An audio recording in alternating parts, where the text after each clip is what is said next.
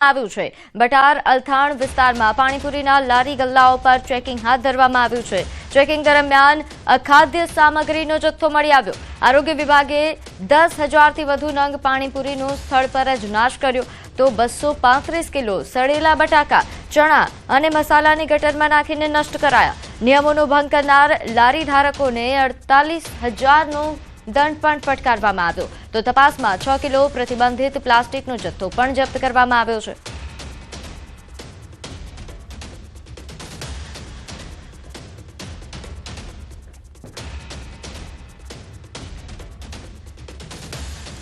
હવે વાત દુષ્કર્મના દાનવની।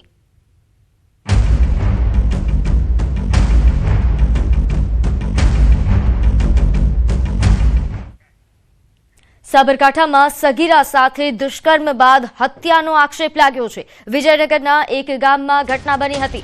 અંતરિયાળ વિસ્તારમાં 4 દિવસથી ચડોતરું યથાવત। સગીરના મૃતદેહનો પરિવાર નથી કરી રહ્યો અંતિમ સંસ્કાર। સગીરા સાથે દુષ્કર્મ આચર્યા બાદ હત્યા કર્યા હોવાનો આક્ષેપ થઈ રહ્યો છે। પોલીસ ફરિયાદ ન નોંધતી હોવાના પણ પરિવારે ગંભીર આક્ષેપ કર્યા છે। મૃતક સગીરાનો મૃતદેહ એ અંતિમ સંસ્કાર વગર છેલ્લા 4 દિવસથી ઘરમાં રાખવામાં આવ્યો છે। તો સાબરકાંઠાનો આ ચકચારી બનાવ, જેને લઈને વધુ વિગત સાથે મારી સાથે સંવાદદાતા ઈશાન જોડાઈ ગયા છે। ઈશાન, જે આ સમગ્ર મામલો સામે આવ્યો છે અને જે ગંભીર આક્ષેપો થઈ રહ્યા છે, શું હકીકત?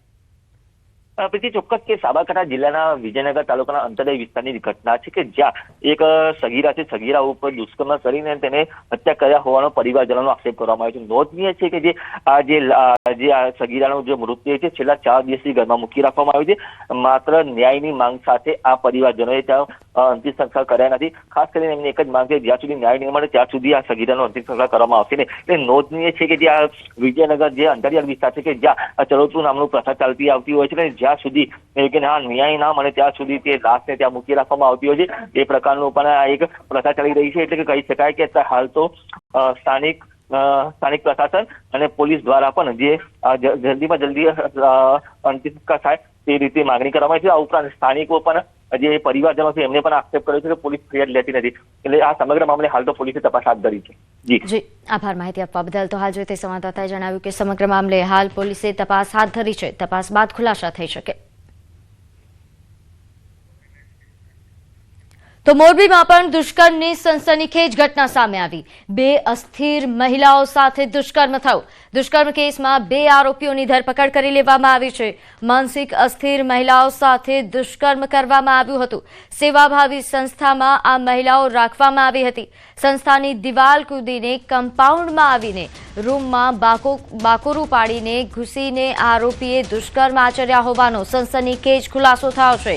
મોરબી સિટી એ ડિવિઝન પોલીસ મથકે અજાણ્યા ઇસમ વિરુદ્ધ ગુનો નોંધી તપાસ હાથ ધરી હતી। તપાસ દરમિયાન 2 આરોપીને પોલીસે દબોચી લીધા। આજે બંનેને કોર્ટમાં રજૂ કરવામાં આવશે।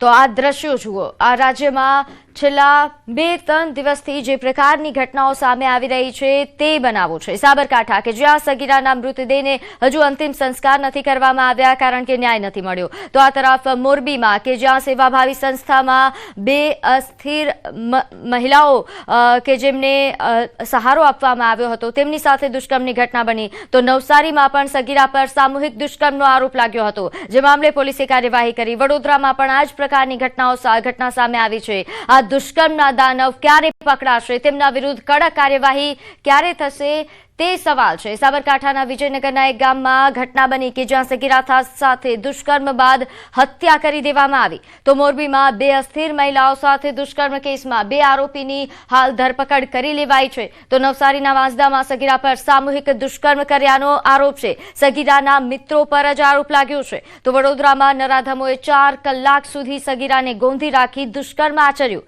આ હચમચાવી દેતી ઘટનાઓ રાજ્યમાંથી સામે આવી છે। છેલ્લા 2 દિવસની આ ઘટનાઓ છે।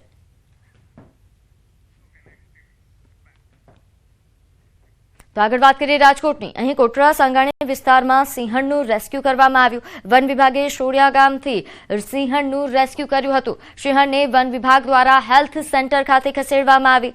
સિંહણના આરોગ્યની ચકાસણી કર્યા બાદ પુનઃ જંગલમાં છોડવામાં આવશે. છેલ્લા થોડા દિવસોથી કોટડા સાંગાણી તાલુકાના અલગ અલગ ગામમાં સિંહણ દ્વારા કેટલાક પશુઓના મારણ કરવામાં આવ્યા હતા, જે બાદ વન વિભાગે કાર્યવાહી હાથ ધરી હતી.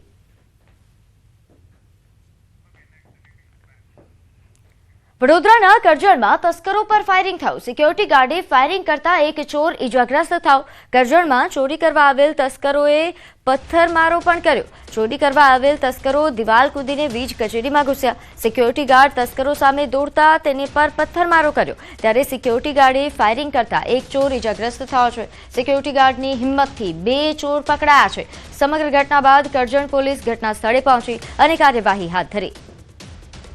વધુ વિગત સાથે મારી સાથે સંવાદદાતા હાર્દિક જોડાઈ ગયા છે. હાર્દિક, વિગતે જણાવશો આ સમગ્ર ઘટના?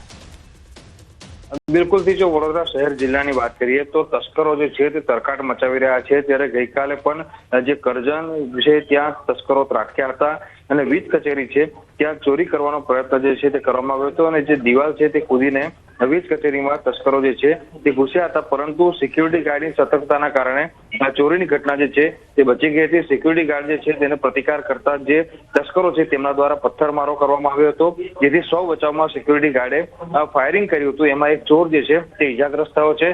તેને અત્યારે સયાજી હોસ્પિટલ ખાતે લાવવામાં આવ્યો છે અને તેની જે સારવાર કરવાની પ્રક્રિયા જે છે તે કરવામાં આવી રહી છે. સિક્યુરિટી ગાર્ડની વાત કરીએ તો તેને પણ નાની મોટી ઈજાઓ પહોંચી છે, કારણ કે તસ્કરોએ પથ્થરમારો કર્યો હતો. ત્યારે અત્યારે પોલીસ સ્ટેશન ખાતે જે સિક્યુરિટી ગાર્ડ છે તેનું નિવેદન લેવાની પ્રક્રિયા જે છે તે કરવામાં આવી રહી છે. કરજણ પોલીસ જે છે તે અત્યારે સમગ્ર મામલાની જે છે તે ઝીણવટભરી તપાસ કરી રહી છે. જી, આભાર માહિતી આપવા બદલ. તો અમદાવાદના નરોડામાં સોનીની દુકાનમાંથી ચોરીની ઘટના સામે આવી છે. ચોરીની ઘટનાના સીસીટીવી ફૂટેજ સામે આવ્યા. 31 ડિસેમ્બરે જ્વેલર્સમાં આ ઘટના બની હતી. અહીં 55,000ની સોનાની વીંટી ચોરી બાબતે નરોડા પોલીસ સ્ટેશનમાં ફરિયાદ નોંધાઈ હતી. ત્યારે આ સમગ્ર ઘટનાના સીસીટીવી ફૂટેજ હવે સામે આવ્યા છે.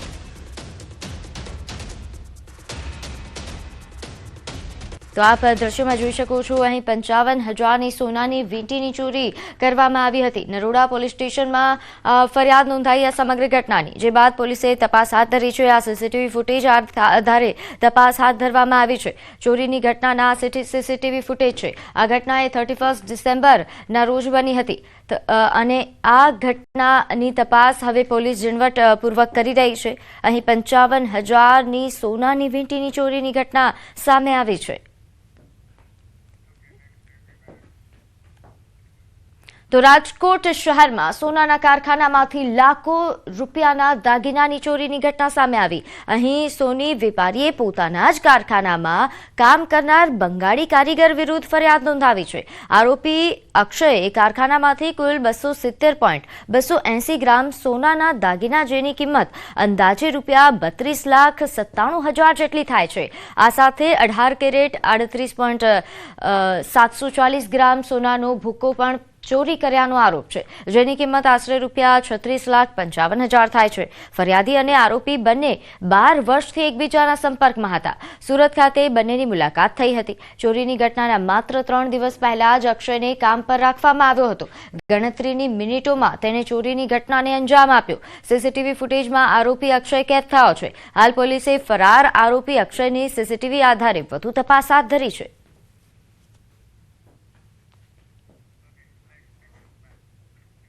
તો સુરતમાં અહીં સિંગણપોર ડી માર્ટમાં ચોરીનો બનાવ સામે આવ્યો. કર્મચારીએ જ રૂપિયા 3.51 લાખ રોકડની ચોરી કરી.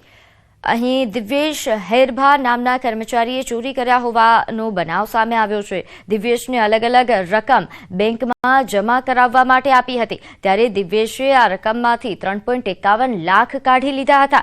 બુધવારથી દિવ્યેશ નોકરી પર આવવાનું બંધ કરી દીધું હતું. બેંકમાં જમા થયેલ રકમ બાદ ચોરી થયા અંગેની જાણ થઈ અને સમગ્ર ચોરી સીસીટીવી કેમેરામાં પણ કેદ થઈ છે. અહીં સિંગણપોર પોલીસ મથકમાં ફરિયાદ નોંધાઈ. તો આ સમગ્ર મામલો સુરતથી સામે આવ્યો છે, જેમાં કર્મચારી આ પૈસાની ચોરી કરતો સીસીટીવી કેમેરામાં પણ કેદ થયો છે. આ કર્મચારીને બેંકમાં જમા કરવા માટે રકમ આપવામાં આવી હતી, પરંતુ તેણે આ રકમમાંથી 3.51 લાખ જેટલી રકમ કાઢી લીધી અને અન્ય રકમ જમા કરાવી, જે બાદ આ સમગ્ર મામલો ખુલવા પામ્યો હતો. જોકે કર્મચારીએ ચોરી કરીને પછી નોકરી પર આવવાનું તેણે બંધ કરી દીધું હતું. હાલ સમગ્ર મામલે પોલીસ ફરિયાદ નોંધાઈ છે. તો છોટાઉદેપુરમાં અંતરિયાળ વિસ્તારના દ્રશ્યો સામે આવ્યા છે, જ્યાં સગર્ભાને સ્ટ્રેચર પર ઊંચકીને લઈ જવા માટે લોકો મજબૂર બન્યા. નસવાડી તાલુકાના તલાવ ગામની આ ઘટના છે, જ્યાં સ્ટ્રેચર પર ઊંચકીને 108 સુધી લઈ જવામાં આવી. તલાવ ગામના ટેકરા ફળિયાની સગર્ભાને પ્રસૂતિનો દુખાવો થયો અને તેને સ્ટ્રેચરમાં ઊંચકીને અડધો કિલોમીટર દૂર ઉભેલી 108 સુધી લઈ જવામાં આવી. જોડી મુક્ત ગામડા અભિયાન અંતર્ગત હવે આ સ્ટ્રેચરમાં આદિવાસી પરિવારો સગર્ભા મહિલાઓને 108 સુધી ઊંચકીને લઈ જવા માટે મજબૂર બન્યા છે.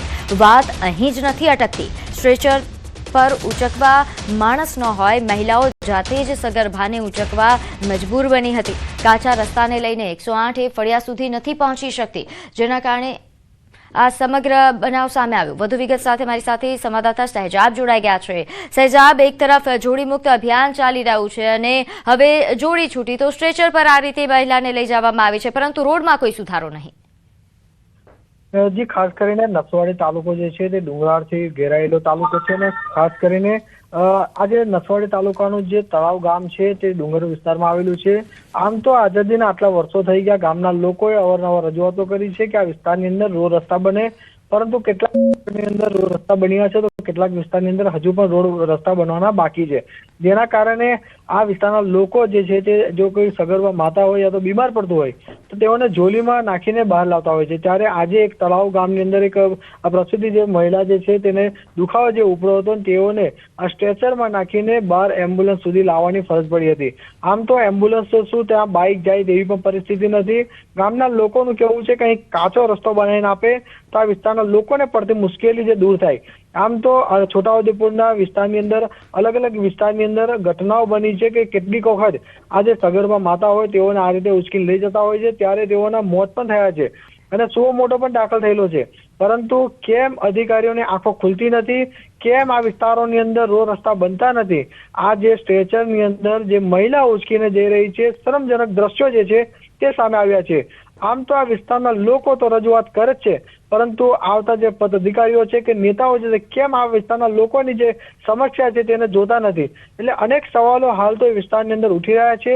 અને આજે જ્યારે આ પ્રસૂતિ જે સગર્ભા માતા છે તેઓને સ્ટ્રેચરની અંદર 108 સુધી તો લાવવામાં આવ્યા છે. હાલ તેઓની પ્રસૂતિ થઈ નથી. હાલ તેઓની તબિયત તો હાલ તો સારી છે. જ્યારે સારી રીતે પ્રસૂતિ થઈ જાય તે ખૂબ જરૂરી છે, સાથે સાથે આ જે રોડ રસ્તા બને તે પણ ખૂબ જરૂરી છે. બિલકુલ. અને સહેજાબ, જ્યારે આ પ્રકારના વિડીયો સામે આવે છે, જ્યારે આ પ્રકારની ઘટનાઓ સામે આવતી હોય છે, તો જવાબદાર તંત્ર આગળ કેમ નથી આવતું? કોઈ પ્રકારની કાર્યવાહી તેમના તરફથી કોઈ પ્રતિક્રિયા આપવામાં આવી છે કે કેમ? મહત્વની બાબત એ પણ છે કે જ્યારે આજે સગર્ભા માતા હોય, ગામની અંદર આ રીતે બનાવ બનતો હોય, તેઓ ચેકઅપ માટે પણ આરોગ્ય વિભાગ ત્યાં આવવું જોઈએ, પરંતુ ત્યાં રોડ રસ્તાના અભાવના કારણે આરોગ્ય વિભાગ પણ ત્યાં પહોંચતું નથી અને ત્યાં તેઓની ચેકઅપ થતા નથી. આમ તો આરોગ્ય વિભાગ ઓફિસમાં બેસીને જાણ કરે છે કે જ્યારે પણ કંઈક દુખાવો થાય ત્યારે કોલ કરવો અને અહીં જાણ કરવી, પરંતુ અચાનક જ્યારે દુખાવો થતો હોય ત્યારે મહિલાઓ શું કરે? આમ તો દિવસ દરમિયાન હોય તો તેઓને આ રીતે બહાર લઈ આવવામાં આવે છે. હાલ જે રીતે ત્યાં કોઈક માણસ ન હોય, ખેતી કામે નીકળ્યા હોય તો મહિલાઓને જાતે પણ ઉચકીને બહાર લાવવું પડતું હોય છે. ત્યારે ખરેખર આવા જે મહિલાઓ હોય તેની કેર રાખવી જોઈએ. આરોગ્ય વિભાગે સતર્ક બનવું જોઈએ અને તેઓને ચેકઅપ માટે પણ જ્યારે ત્યાં પહોંચવું જોઈએ, પરંતુ તે પહોંચતા નથી. તેના કારણે જ આવા બનાવો બનતા હોય છે. અને સાથે સાથે મહત્વની બાબત તો એ જ છે કે જે રોડ રસ્તા જો બની જતા હોય તો આ વિસ્તારના લોકોની જે પડતી મુશ્કેલી છે તેને તે દૂર થાય તેમ છે. જી, આભાર માહિતી આપવા બદલ. અમદાવાદમાં AES AG સ્કૂલમાં એજ્યુવેવ 2026નું આયોજન કરવામાં આવ્યું. બુલેટ કાર ટુ બુલેટ ટ્રેનના શીર્ષક હેઠળ એક ભવ્ય વિજ્ઞાન મેળાનું આયોજન કરાયું હતું, જેમાં ભારતના વિવિધ રાજ્યોના આધુનિક અને ભવ્ય સાંસ્કૃતિક વારસાની ઝાંખી દર્શાવવામાં આવી. ધોરણ 3 થી 8ના 800 જેટલા વિદ્યાર્થીઓ દ્વારા પ્રોજેક્ટ્સનું પ્રદર્શન કરવામાં આવ્યું હતું, જેમાં ગુજરાતના વિદ્યાર્થીઓ સાથે આંધ્રપ્રદેશ, મધ્યપ્રદેશ સહિતના વિદ્યાર્થીઓ જોડાયા હતા. તો આ દ્રશ્યો વિજ્ઞાન મેળાના સામે આવ્યા છે. આ ભવ્ય વિજ્ઞાન મેળામાં અલગ અલગ સંસ્કૃતિ સાથે જ્ઞાનનું પણ પ્રદર્શન કરવામાં આવ્યું, જેમાં ખાસ કરીને જો વાત કરવામાં આવે 800 જેટલા વિદ્યાર્થીઓ અહીં પહોંચ્યા હતા અને અલગ અલગ સાંસ્કૃતિક વારસાની ઝાંખી સાથે વિજ્ઞાનનું પણ પ્રદર્શન કરવામાં આવ્યું અને ખૂબ જ ઉત્સાહ સાથે વિદ્યાર્થીઓ આ વિજ્ઞાન મેળામાં જોડાયા હતા અને અલગ અલગ પ્રકારની કૃતિઓ રજૂ કરવામાં આવી હતી, જેને જોવા માટે પણ ખૂબ મોટી સંખ્યામાં વાલીઓ પહોંચ્યા હતા. આ ઉપરાંત અમદાવાદવાસીઓ પહોંચ્યા હતા. તો આ ભવ્ય વિજ્ઞાન મેળાનું આયોજન જેના દ્રશ્યો સામે આવ્યા. સમાચારોમાં હાલ સમય થયો છે એક વિરામનો.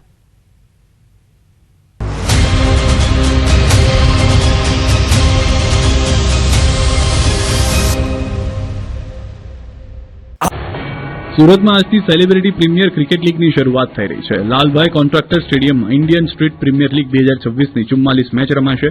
દરેક ટીમના માલિક તરીકે ફિલ્મી સ્ટાર સુરત પહોંચી રહ્યા છે, જેમાં બોલિવૂડના નાયક અમિતાભ બચ્ચન, ક્રિકેટના ભગવાન કહેવાતા સચિન તેંડુલકર સુરત પહોંચ્યા. ISPLની ઓપનિંગ સેરેમનીમાં તમામ હાજર રહેશે. બીજી તરફ શહેરના કાંસા રિવેરા બિલ્ડિંગમાં અમિતાભ બચ્ચન મહેમાન બન્યા. કાંસા રિવેરામાં બિઝનેસમેન સુનિલ શાહના ઘરે અમિતાભ બચ્ચન આવ્યા હતા. એ દરમિયાન અમિતાભ બચ્ચનને જોવા મોટી સંખ્યામાં લોકોની પડાપડી જોવા મળી. ભારે ભીડના કારણે એન્ટ્રી ગેટનો કાચનો દરવાજો તૂટી ગયો. કેટલાકને નાની મોટી ઈજાઓ પહોંચી. સુરક્ષાના ભાગરૂપે પોલીસની ટીમ પણ હાજર જોવા મળી. અમિતાભને જોવા માટે અને ફોટા પડાવવા માટે ચાહકોની એટલી ભીડ થઈ ગઈ કે રેસીડેન્સીનો પ્રવેશ કરવાનો મેઇન કાચનો દરવાજો તૂટી ગયો. ત્યારબાદ અમિતાભ બચ્ચનને ભીડ વચ્ચેથી બહાર કાઢીને હોટલ રવાના કરવામાં આવ્યા હતા. 7 થી અત્યાર સુધીમાં 6 આંચકા આવેલા છે. અહીંયા ઘણો ડરનો માહોલ છે. નાના નાના બાળકો ડરી ગયા છે. બધા બહાર નીકળીને બેઠા છે અને અહીંયા ટીમ અલર્ટ કરવા પણ આવેલી છે. કચ્છમાં એક દિવસમાં 17 ભૂકંપના આંચકા બાદ ફરી એક વખત ગુજરાતની ધરા ધ્રુજી છે. રાજકોટ જિલ્લામાં એક જ દિવસમાં 11 ભૂકંપના આંચકાથી ભારે દહેશતનો માહોલ છવાયો. રાજકોટના જેતપુર, ઉપલેટા, ગોંડલ પંથકમાં ગઈકાલ સાંજથી લઈને વહેલી સવાર સુધી સતત ભૂકંપના આંચકા અનુભવાતા લોકોમાં ભયનો માહોલ છવાયો. ગઈકાલે સાંજે પહેલો આંચકો નોંધાયા બાદ બપોર સુધી ભૂકંપના આંચકા અનુભવાયા.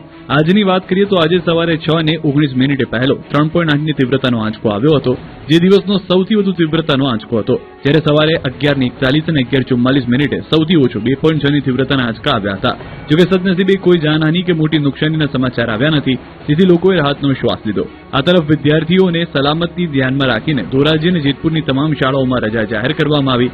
સ્થાનિક કક્ષાએ મામલતદાર તથા શાળાના આચાર્યને પરિસ્થિતિનું મૂલ્યાંકન કરીને જ્યાં જરૂરી જણાય ત્યાં વિદ્યાર્થીઓને રજા આપવાની સૂચના આપવામાં આવી. સાથે શિક્ષકોને શાળામાં હાજર રહેવા જણાવવામાં આવ્યું છે. જો કોઈ બિલ્ડિંગને નુકસાન પહોંચ્યું હોય તો ત્યાં વિદ્યાર્થીઓને બેસાડવામાં નહીં આવે. ઉપરાંત નાગરિકોને અફવાઓ પર ધ્યાન ન આપવા અને આપત્તિ સમયે સાવચેતી રાખવા અપીલ કરવામાં આવી છે.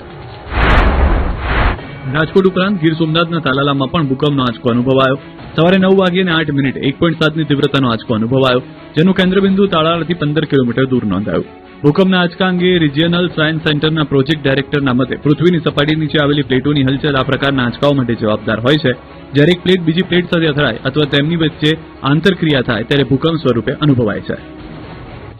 ડબલ ઋતુના મારથી મચ્છરજન્ય અને પાણીજન્ય રોગચાળાએ માજા મૂકી છે. રાજ્યના ઘણા શહેરોમાં સ્થિતિ છે, જેને લઈને મહાનગરોમાં વિશેષ તકેદારી રખાઈ રહી છે. વડોદરામાં પાણીપુરીની તપાસ કરવા ગયેલા તંત્રને બગાસુ ખાતા પતાસું મળ્યું અને લાખોની કિંમતની અખાદ્ય મીઠાઈનો જથ્થો ઝડપાયો. જેમાં ગોડાઉનમાંથી 13,000 કિલોથી વધુ અખાદ્ય મીઠાઈનો જથ્થો મળ્યો. ખોડિયારનગર ખાતે મહાનગરપાલિકાની ટીમ પાણીપુરી અંગે તપાસ કરવા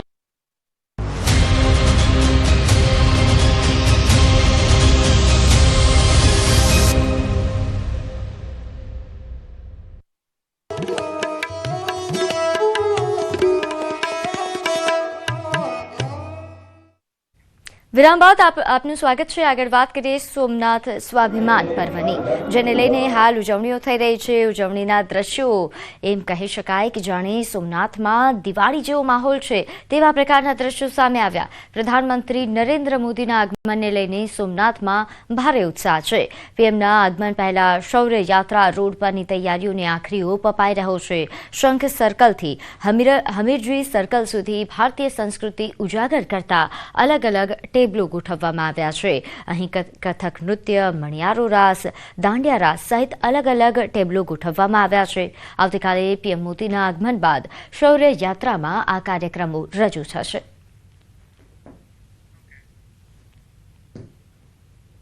આમ ખુશીનો તો બહુ જ પાર છે. એમાંય પણ આપણે ગુજરાતમાં આપણી જ્યોતિર્લિંગ સોમનાથ મહાદેવના ઓલામાં અમને બહુ જ આનંદ થાય અમે ટોટલ 16 થી 17 છોકરીઓ છે ને આમ બધીને એક અલગ જ ઉમંગ છે કે આપણે જ્યોતિર્લિંગના ઓલામાં પાવન ઓલામાં આપણે રમવા આવ્યા. માનનીય શ્રી નરેન્દ્રભાઈ મોદી આવવાના છે અને એના માટે અમે લોકોએ ઘણા દિવસોથી તૈયારી કરી છે અને અમારી 10 લોકોની ટીમ છે અને અમે લોકો ક્લાસિકલ ડાન્સ કથક કરવાના છીએ. એમાં શિવસ્તુતિ છે, તરાના છે અને એની વ્યવસ્થિત પ્યોર ટ્રેડિશનલ અને ક્લાસિકલ પ્રસ્તુતિ અમે કરવાના છીએ. દેશના વડાપ્રધાન નરેન્દ્ર મોદી આજે સાંજના 5 વાગે સોમનાથ ખાતે તેઓનું આગમન થઈ રહ્યું છે. ત્યારે જોઈ શકાય છે જે પ્રમાણે વડાપ્રધાન નરેન્દ્ર મોદીના આગમનને લઈને તૈયારીઓ છે તેમને હવે ધીરે ધીરે આખરી ઓપ આપવામાં આવી રહ્યો છે. તો સાથે સાથે સંઘ સર્કલ થી લઈ અને હમીરજી સર્કલ સુધી અલગ અલગ ટેબલો છે તે ગોઠવવામાં આવ્યા છે અને આ ટેબલો પર ભારતીય સંસ્કૃતિને ઉજાગર કરતા અલગ અલગ કાર્યક્રમો છે તે રાખવામાં આવ્યા છે અને જે આવતીકાલે વડાપ્રધાન નરેન્દ્ર મોદી જ્યારે 108 અશ્વો સાથે શૌર્ય યાત્રા કાઢશે ત્યારે આ શૌર્ય યાત્રાની અંદર આ જે તમામ ભારતીય સંસ્કૃતિને ઉજાગર કરતા જે મણિયારો રાસ હોય કે પછી કથક રાસ હોય આ તમામ પ્રકારના રાસ છે તે રજૂ કરવામાં આવશે અને તેમના ભાગરૂપે આજે આ જે તમામ રાસો છે તેમની રિહર્સલ છે તે શરૂ કરવા દેવામાં આવી છે. તો સાથે સાથે સોમનાથ મંદિર અને સોમનાથની આસપાસના લોકો છે એમાં પણ ભારે ઉત્સાહ છે તે જોવા મળી રહ્યો છે. દિનેશ સોલંકી, ન્યૂઝ 18 ગુજરાતી, ગીર સોમનાથ. તો આજે પીએમ મોદી સાંજે સોમનાથ પહોંચશે. સ્વાભિમાન પર્વમાં તેઓ હાજરી આપવાના છે. સોમનાથ સ્વાભિમાન પર્વની કે જેની ભવ્ય ઉજવણી થઈ રહી છે. સોમનાથ સ્વાભિમાન પર્વને લઈને અનેરો ઉત્સાહ તમામ ભક્તોમાં જોવા મળી રહ્યો છે. ગીતોના નાદથી હાલ સોમનાથ મંદિર પરિસરે ગુંજી ઉઠ્યું છે. જ્યોતિર્લિંગ દેવાલય પ્રધાનમંત્રીની મુલાકાતને લઈને અહીં સુરક્ષા વ્યવસ્થા પણ કડક કરી દેવામાં આવી છે. તો જિલ્લા પ્રશાસન દ્વારા તમામ તૈયારીઓ પૂર્ણ કરવામાં આવી છે. સોમનાથમાં યોજાનાર કાર્યક્રમને લઈને ભક્તો અને જનતામાં ભારે ઉત્સાહ જોવા મળી રહ્યો છે. સ્વાભિમાન પર્વની ઉજવણીને લઈને સોમનાથમાં સાધુ સંતો ઉમટી પડ્યા છે. સાધુ સંતો અને મહંતો દ્વારા આજે ભવ્ય ડમરૂ યાત્રા કાઢવામાં આવી. શંખ સર્કલથી હમીરજી સર્કલ સુધી ગતરોજ આ ડમરૂ યાત્રા કાઢવામાં આવી હતી. આ યાત્રામાં મોટી સંખ્યામાં સાધુ સંતો જોડાયા હતા, જેમાં 500થી વધુ વિવિધ અખાડાના સાધુ સંતો અને મહંતો જોડાયા. સોમનાથના ઇતિહાસમાં પ્રથમ વખત સાધુ સંતોની રવેડીનું આયોજન થયું. રવેડીના આયોજનથી પ્રભાસ તીર્થ એક કૈલાસ સમાન બન્યું. તો સ્વાભિમાન પર્વ અંતર્ગત શિવભક્તો શ્રદ્ધાળુઓ માટે વિશેષ આયોજન પણ કરવામાં આવ્યું છે. અહીં રાજકોટ, સુરત, અમદાવાદ અને વડોદરાથી સોમનાથ આવવા ઈચ્છતા ભક્તો માટે વિશેષ ટ્રેન તથા બસ સુવિધા પણ ઉપલબ્ધ કરાવાઈ છે.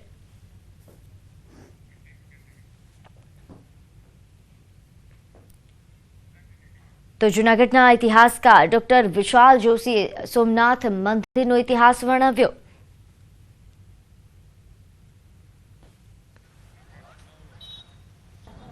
કે જો સરદાર સાહેબ નો હોત તો કદાચ સોમનાથ નો હોત.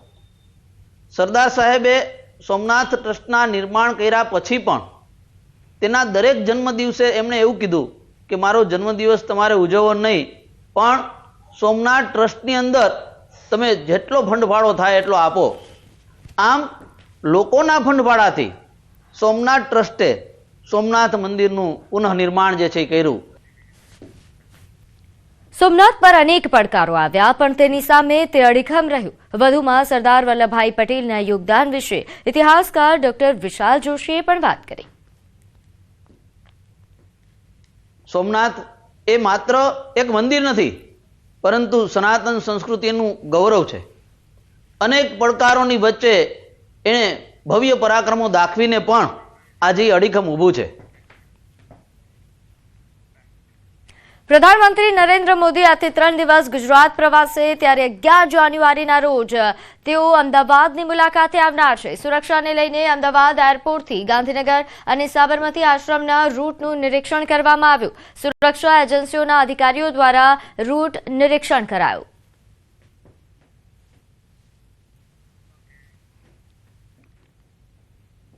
નરેન્દ્ર મોદી આજથી 3 દિવસ ગુજરાતના પ્રવાસે છે અને તેઓ સોમનાથ જવાના છે.